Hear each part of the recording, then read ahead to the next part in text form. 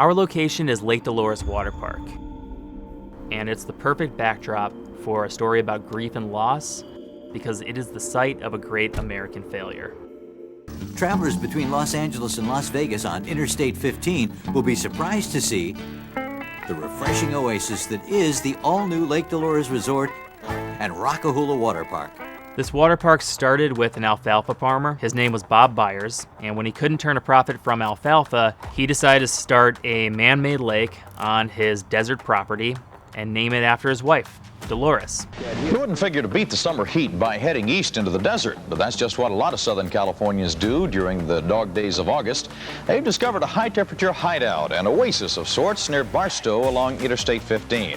It's called Lake Dolores, and while the object is to get wet, our Gene Cubison found the various ways to get wet are half the fun. This water park was popular in the 70s and the 80s and hosted standing slides and a zip line and all sorts of attractions that you would never see at a water park today. Had any serious accidents or problems for you? No, nothing real serious, no. You just got to make sure everybody gets out of the way, so when they come down these stand-up slides that another guy doesn't land on somebody else. And the vibe of the place could only be described as groovy. Yeah, you get tired of the beaches. You want to change every now and then. And the girls come here to meet the boys, and the boys come here to meet the girls, and believe me, they meet. And they really do. He sold it in the 90s to developers who would build it into a modern park. This would be a red, white, and blue themed park called Rockahula Waterpark.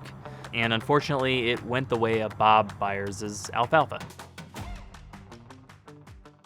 But the final nail in the coffin was a tragedy. In 1999, a ride tech started the water on one of their highest slides and then rode down it. The trough at the bottom was not filled up yet, and he hit the end of the trough at full speed and was paralyzed. That lawsuit killed the park. It shut down for good in 2004 and was left to the elements and to graffiti artists. It has a fascinating and haunting history, and we brought that spirit into our film.